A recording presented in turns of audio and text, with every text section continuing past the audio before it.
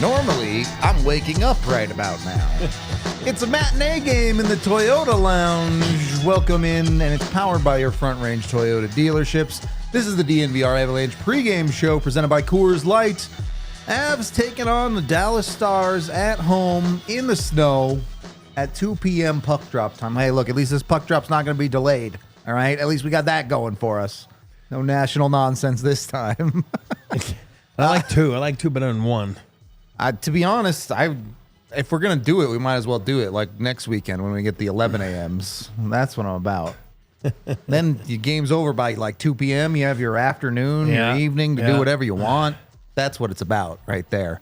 Tonight, nothing official for the Avs roster yet because there was no morning skate, so we're not 100% sure on anything. But we do know Ivan called back up. Jason Poland sent back down. So expecting Ivan to slot back into that fourth line spot for the Avs, and the rest of the lineup, probably not too many differences. No, and you can tell Ivan, we all know he gained that trust from Bednar and the coaching staff. Obviously, play had dipped a little bit before, then got hurt. Probably the right time to just take a reset, get away from it. It's never good to be injured, but I'm sure he made the most of it. Went down to the AHL, played well, got his timing back, and once you get the trust from Bednar, it's not just Bednar, it's any coach in the NHL, go right back up. That's the way it is, and that's okay. He's earned it, and I like it. I like Ivan. I think we all do. He certainly will be a better fit than some of the guys that have been going up and down here the last few weeks. Look, that trust factor matters just in the sense of maybe you can play that fourth line 7 or 8 minutes instead of 4 or 5, right? That absolutely it helps not just your fourth line, but it helps your other guys you can give them an extra 30 seconds to catch their breath at a time, or you can find a situation where maybe they don't have to take this PK shift or whatever it ends up being. It makes a difference, and sometimes it doesn't make a difference today in that game, but it might make a difference 2 games from now against Winnipeg, because those shifts add up, like the month adds up, the week adds up. The ice time adds up. So I think it makes a difference. I think he's earned the right to be an NHL player, I believe. I think he's never took anything for granted, and I'm looking forward to seeing him tonight. I really, not tonight, this afternoon. I really am. And I think he's learned a lot, and I think he's ready to answer the challenge that's thrown at him here. With, again, some injuries at the bottom, to some guys, and gives him a little spot. Like he took advantage of it at the start of the season, take advantage of it now again. For the Avs, as we are getting confirmation now, it is going to be Scott Wedgwood in net for them, going with the backup. Personally, I would have gone with Blackwood, but I get it.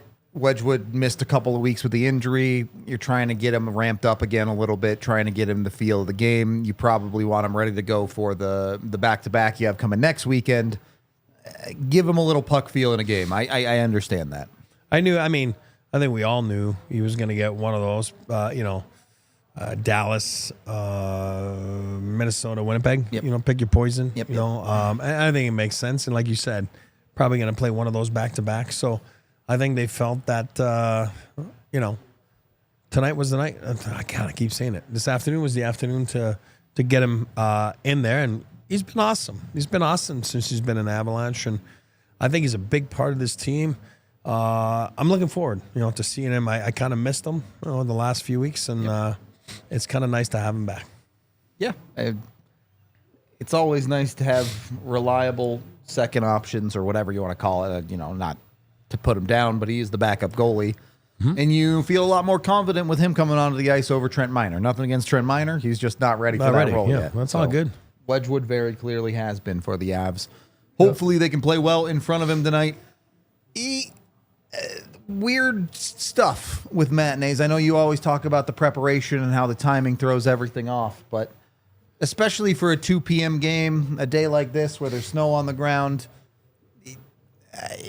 how much of this is, my preparation's thrown off, and how much of this is just your mindset's out of whack more than anything? I think your mindset's out of whack. I think it's just more like it just doesn't come naturally. I think, like I said, I wasn't good in math, so you got to do math a little bit. And like I said, usually it's 1 p.m., not 2 p.m. So So now you're different like, hour. Yeah. now you're like, okay, I want to, it's funny. But again, they're going to be fine. I think I was reading Brendan's tweets this morning. I think the Avalanche, one of the best teams in the matinee games, the last few seasons in the NHL or all time. So I'm looking for a great effort from the Avalanche. I don't think that anything will be too out of whack, and Hope not. and I think they're going to rally and pitch a good game there for Wedgwood too. On his way back after missing a little bit of time. So I think it'll be interesting to see. But I do believe that they'll be up to the task. Just to confirm the official lineups here, shout out to Ryan Bolding, posted them. You do go back to normal lines tonight, whatever you want to call it. Middlestat back on that second line center, Rantanen back up with MacKinnon. Ivan is on that third line with Parson and Inola. And then, of course, the Kiviranta Kelly O'Connor line that Bednar is kind of using as a safety blanket this year. On the back end, it is Malinsky sitting again. So it'll be that Middleton DeHaan bottom pairing and Gerard up on the second pairing. Wow. All right. I like it. Yep. I like it. Sam, he'll come back. He'll come back stronger. Yep. He'll be all right. He'll be all right. I think it's time, right? And this, I know Middlestat is the name that everyone's talking about of the guy that they want to see break out, but really it's that second line as a whole, right? Or the second line guys, Colton, Middlestat, Druin to some extent. I know he's played well, but you want to see him start putting the puck in the net. You do. The only guy of those secondary top six guys that I think has really played strong hockey of late is Lehkonen. Yeah. So, Lucky can throw him anywhere. You can scratch him. He'll be good as a scratch. we'll see. Then you'd be a complete moron on the scratch. But then again, he can help you out. Look, maybe a matinee game is what they need, right? Just shake everything up, throw everything out the window, do something a little bit different, and it'll work out. But Yep. Let's get over to your 3 keys for this matinee game. What do the Avs got to do to get this win? Again, I stay away from it, but today I'm bringing it up. I'm being stubborn. I'm bringing it up. Power play strike or strikes. You need production today. I don't want to hear like we were better, we were fine. There's no more cut up oranges and juice boxes about the power play. I mean, at some point right now, it's just not good, and you can't be afraid of words and I don't think coach is afraid of words. I'm saying on pressers, maybe it's not the right time or the right place to challenge you power play. I'm sure he's already challenged them privately, but I mean, the Stars, Dallas Stars are dynamite at 5-on-5. You know what I mean? So you better have some urgency on the power play and some swag, and it's just time, plain and simple. It's just been long enough. Yep. Number 2, again, I stay away from it all the time, but Rudo brings it up every day, so I'm bringing it up. Standings game. You catch them tonight point-wise after today. I know there's more games played. I know. But still, mentally, you're back at 600 winning percentage. That's 6 out of 10. So that's after the disastrous start and the hole that they put themselves in. It's kind of nice to see that if you win tonight, you're right there, and you are catching the Stars point-wise. Mental toughness today. Number 3. This is what I'd like to see from the offense. Manufacture below the dots. I have a plan. Cycle, protect the puck. Parson and guys like that. Get, stick your butt out, protect the puck, have some help there. Casey, we need your help down there. And then all of a sudden, it's one thing to cycle, but then you got to get to the inside, right? As we saw Logan the other day, get to the inside and then, score a nice goal. But, lay pucks in golden areas and create from there. It's one thing. We all know they can create on the rush. Great, awesome, as their Ds activate. But let's find different ways right now. Let's just swarm them. I think Dallas is a tough team, like I said, at 5-on-5, and they're built a little different. I think Maddie's leading their team with 40 points, right? So it's not like they're scoring goals, but they're also not giving up goals. But, their power play is not even good, Dallas. So This is, take care of them 5-on-5 and strike on the power play. You're going to win the game. I mean, this is very different than the Edmonton team they played the other night, Yeah. right? Edmonton is a high octane offense that can strike at any time, that can score on you, and the Avs learned that the hard way. But Dallas is a team that much more is designed to get a lead and play from ahead and suffocate you out. So you do want to see the Avs do a better job of taking advantage of their offensive opportunities, like they did at the start of the Edmonton game. Oh. But, that's probably a bit unrealistic. But things like power plays, things like your 5-on-5 dangerous chances, you need the Avs to convert on a little bit tonight. And if you get a lead and you play from ahead, you should probably beat this Dallas team, to be honest with you. But you have to put yourself in that position to win. I think the Avs have been better about that across since December, basically. Not as many comeback wins as of late. Yeah. And then there's Ottinger, too. I feel that Ottinger, former Terrier, I'm not bagging him. I just feel if you get to him, like, sometimes you can strike quickly on him. You know what I mean? And I just feel that he is a good goalie. I'm not saying that. He's one of my favorites in the league. So, but I feel that sometimes you get one, you can get another one right away. I feel that he's not, I don't know how to say it, but I'm not saying he's weak. I'm saying you can get to him, you can get to him again. You know what I mean? And I think if the Avalanche can get that going today, feel good about their game and really shut them down, you know what I mean, and play a real nice team game. We're in for a nice afternoon of hockey. Again, the weather's nice. The weather is hockey weather, and It is hockey weather. Just nice. I walked here. It was beautiful. It was snowing a little bit. I skated down Spear and Josephine. There was some ice in there. It was fun. It's not good for the edges, but I did wear my skates and, made it to the DNVR bar. So we're good. How are you keeping up with your weight loss challenge, buddy? The challenge wants to know. I'm getting there. It's all right. Had I'm the getting nice there. bacon breakfast today. No, yeah, I had little eggs this morning right here. Fresh Chef Rob, DNVR, good food. I'm getting there. It's been ups and downs. The holidays hurt me a little bit. I bet. I'm not gonna lie. I feel that. But I'm getting there. We're pretty neck and neck right now, so pretty good. We've talked about the power play enough, I think. I don't think there's a whole lot more to say about it. So let's talk about the good side of special teams instead. The F penalty kill has been fantastic in the new year. Obviously, they have the one shorthanded goal, but they've also done a great job of consistently killing penalties in a way that they had not been doing earlier in the season. Look, obviously, a big portion of that is your goaltending, but you also see some other guys that are starting to find success a little bit more consistently on the Avs, whether that be Parker Kelly, Logan O'Connor, other pieces on the defensive side as well. With the PK being where it's at, I guess my question is, can the Avs tap into their PK success a little bit and spread that around? I know, obviously, in the moment it can give you momentum, but is there something they can key in on that PK that says, hey, this is working, let's apply this to the other portions of the game? Yeah, very. I'm going to use the same word I used post-game last game. The a few words you're talking about right there is maybe urgency. Yep. I do believe they've had a sense of urgency on the PK. They have whenever they see, right, I'm going to use the proper terms, but butts and elbows. Yeah. You know what I mean? They go. One guy goes. They all go. They shift together. Obviously, they're in a diamond position, but you can see they're tight. You know what I mean? You talk about 5-man units on the forecheck and all that kind of stuff. Well, as a diamond or as a bar, whatever it is, it's mostly diamond for them, but they're tight. There's not like a weak link, and they go at it, and they're urgent, and they take pride in it, and the effort is there. So to answer your question, the urgency and effort, they can bring that to the power play and bring that to creating 5-on-5 chances. You know what I mean? A little bit more urgency, a little bit more effort, a little bit more like a little oomph. Then they're going to be fine. But you're right. Goaltending's been good. I mean, that's been a big difference for the PK. Yep. But what it does is it just kind of. I'm sorry. What an outfit that is. I'm just saying. Sorry, that made me laugh. Jason Kelsey, it was funny. Anyway, a save will give you wings, and then it's like, okay, he's making his, he's doing his job. So let me do my job, and that's where all of a sudden urgency and hard work kicks in and all that stuff. So Yeah, I do believe if they can have it all click together, should be in for a nice little run. They got to put it together. I mean, they don't have to, but I would like them to. Yeah.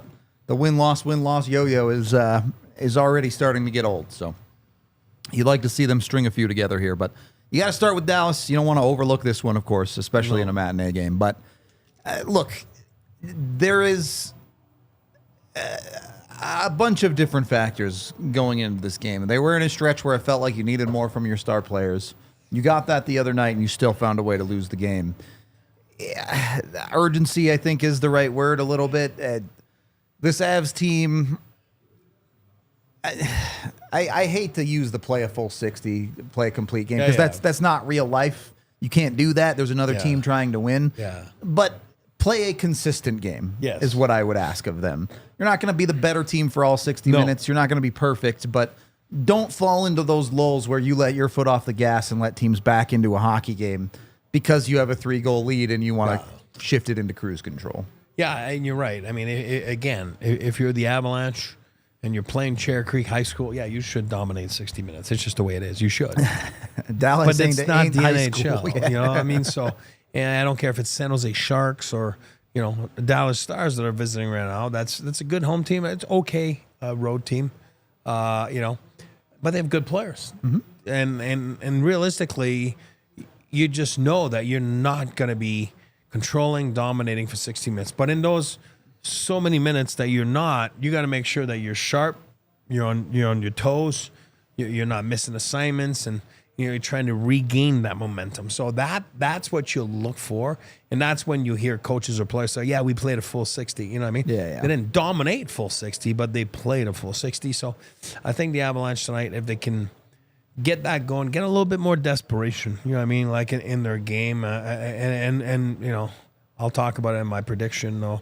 What do I think needs to happen for the Avs to be, convincingly, the best team on the ice tonight, on the scoreboard, and during those 60 minutes? We'll get to that in a second. First, interesting stat here. The Avs 14-9 on the road. Okay. 13-9-1 at home. So pretty consistent. You get that win tonight, and you're almost bang on with your records, both home and away. On the flip side, Dallas has been a much better team home than away. 16-6 at home, 12-9 on the road. So he's fact-checking me right now, which is good, because that's... So I was bored this morning early, and I was reading that. You know what I mean? Yeah. I've always looked at that. I don't know why. It's one of those things I've always looked at. As a player, when you had those stats, you're looking, and I always felt that... I don't know why. It's fun to see. Yeah. Not only that, and players like individual stats at home and away. It's crazy. Like Joe Sakic was sick on the road. Sick. I mean, and it's crazy. Look at MacKinnon last year. That's what I mean. Like, it's unreal because they have the last change and they can match up against you and everything. Joe was unbelievable on the road, and I think that's kind of what fascinated me back then. Just started looking, and then some guys that just can't put a point on the road. Yep. And they just everything at home. It's crazy. Sometimes you can't explain it, but sometimes it's the truth. I don't know. Yeah, it is. I don't know what to tell you on that front. Let's get into those predictions. Give me a number. Give me a name. What do we got tonight? I'm sticking with my guy. Minnesota dude. Casey Middlestat. Just stuck on it till it happens. I'm sticking on. I believe in you. If he's listening right now, he's in ear pods. You know what I mean? Like he's listening. He's in one. There's no doubt about it. And it's not fun to be in one. He's not the first guy. He's not the last guy. He'll get out of it. Why not? Afternoon game, Minnesota weather. You know what I mean? A little what he's used to. Yeah. What he's used to growing up. Have fun. Smile. Don't grip the stick. You know what I mean? Just go and have some fun. And, he got some good line mates. I do believe he's the guy tonight. I'm going to go. You ready for this? Yep.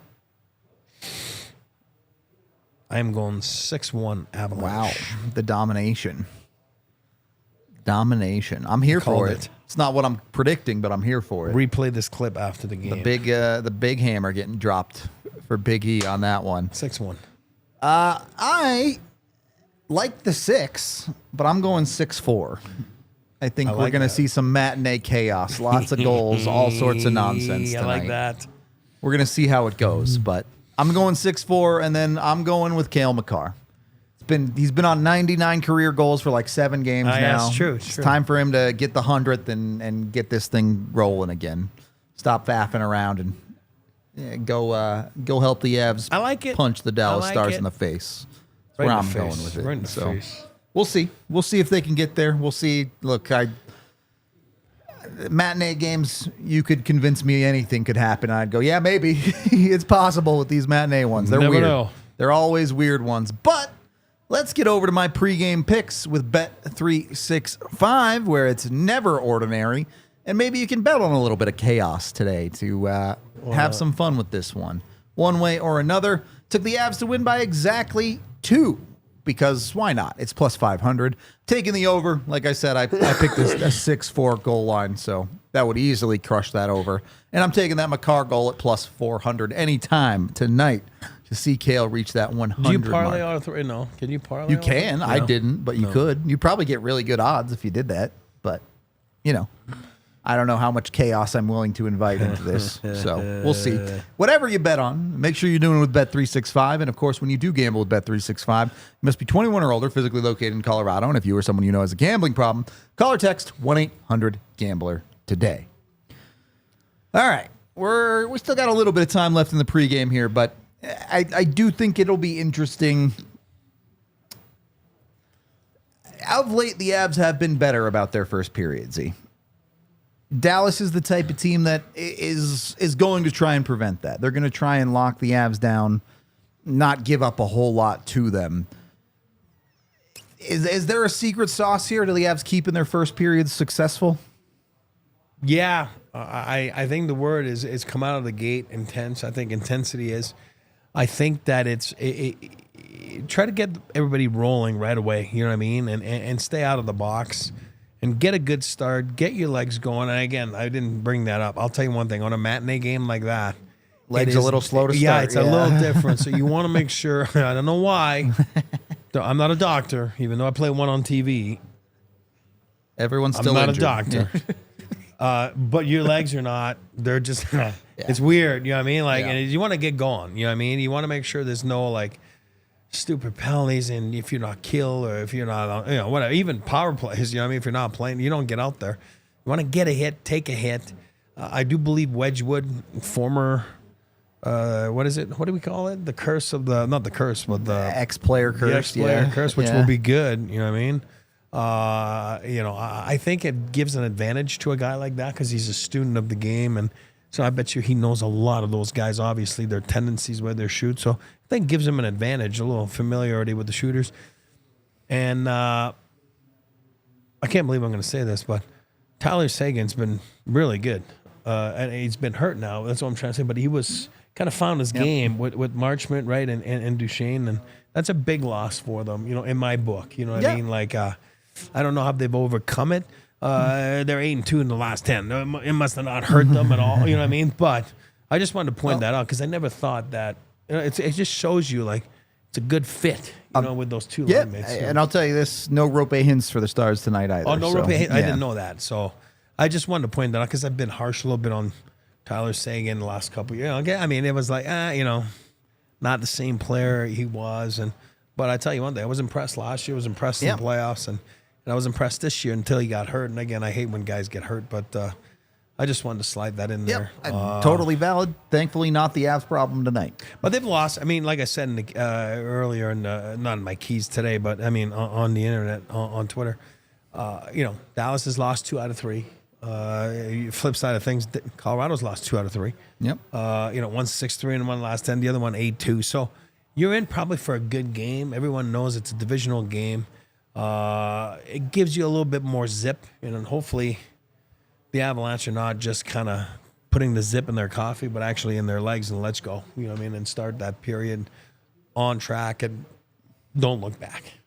I hope that's the way it goes. We'll just have to wait and see. We do have a watch along coming your way, so be sure to join us for that, or at very least, tune into the post game where we'll break down whatever happens in this one. We are going to wrap up this pregame show, though. We appreciate all y'all hanging out. We'll talk to you in a few minutes. This has been the DNVR Avalanche pregame show presented by Coors Light. We all silly like the mayor.